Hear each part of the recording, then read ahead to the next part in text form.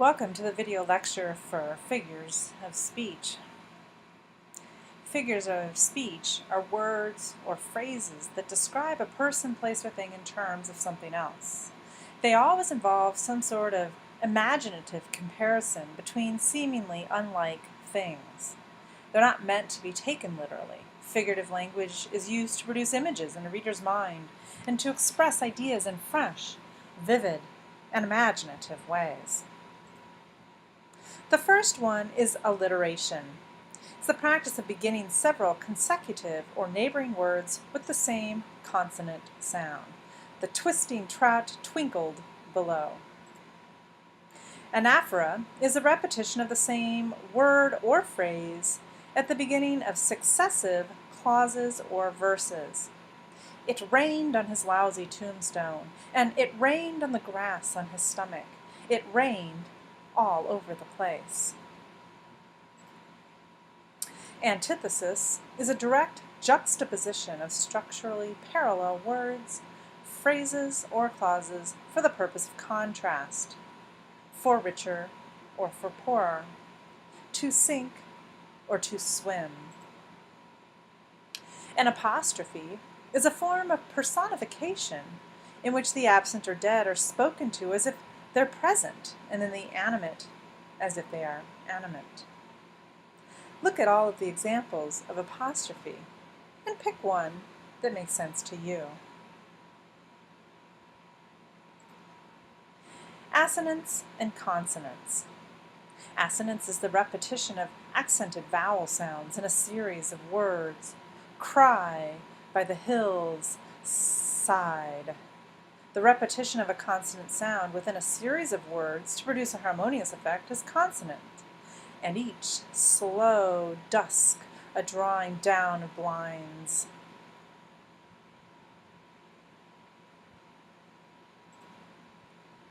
Ascendaton is the conjunctions connecting a series of words, phrases, or clauses are omitted, and just commas are used.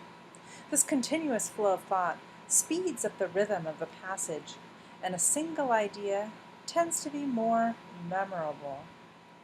For example, he tried to betray you, to cheat you, to deceive you.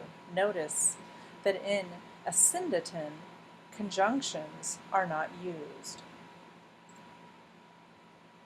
Chiasmus in rhetoric is a verbal pattern. It's a type of antithesis in which the second half of an expression is balanced against the first with the parts reversed.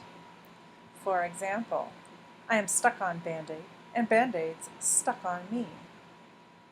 Or, you forget what you want to remember, and you remember what you want to forget. Epiphora is a rhetorical term for the repetition for a word or phrase at the end of successive clauses. For example, I've got to be your damn conscience. I'm tired of being your conscience. I don't enjoy being your conscience. A euphemism is the substitution of an inoffensive term, such as she passed away, for one that's considered offensively explicit, such as she's dead. Hyperbole is a deliberate, extravagant, and outrageous exaggeration. The shot heard round the world. Think of another hyperbole. There's different types of irony. There's situational irony, when a situation turns out differently from what you expected it to be. There's verbal irony, when a person says one thing but means the exact opposite. And there's dramatic irony, when a character or speaker says or does something that has a different meaning from what he or she thinks it has, that the audience understands that. Litites consist of understatement, in which an affirmative is expressed by negating its opposite. Find a litity that makes sense to you. Metaphor is an implied comparison between two seemingly unlike things, but they might have something in common. Metonymies are frequently used in literature and everyday speech. It's a word or phrase that is used to stand in for another word. Sometimes metonymy is chosen because it is a well-known characteristic of the world. One example of metonymy is, "The pen is mightier than the sword." Look at the other uses of metonymy in the examples. Onomatopoeia, of course, is the use of words that mimic the sounds they describe. Hiss, buzz, bop, or pow. An oxymoron is a paradox that combines a pair of opposite terms into a single expression. Jumbo shrimp.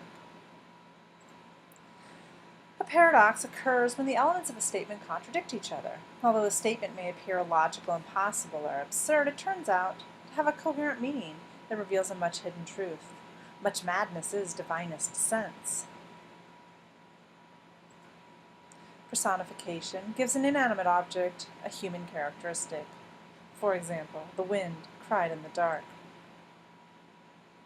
Polysyndeton uses repetitive, coordinating conjunctions to link words, phrases, or clauses.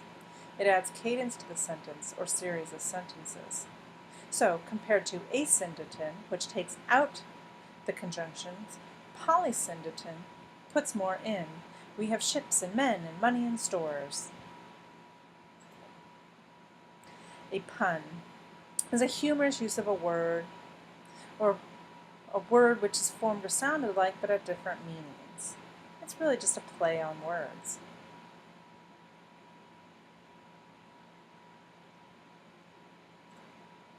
Repetition is a deliberate use of any element of language more than once. It can be a repetition of sound, it can be words or phrases, it can be a grammatical pattern or a rhythmical pattern. Rhyme, of course, is the correspondent terminal sounds. Fat, cat, bat, rat. Sarcasm is verbal irony in which a person appears to be praising something, but is actually insulting it. A simile is a comparison of things using like or as. For example, the warrior fought like a lion. Synecdoche is a form of metaphor where part of something is used to signify the whole. For example, all hands on deck. Or, the pot is boiling. It's not really the pot that's boiling. It is the water within the pot, but it's made to sound like the whole thing. Understatement is the opposite of hyperbole. It deliberately represents something as being something less than it is.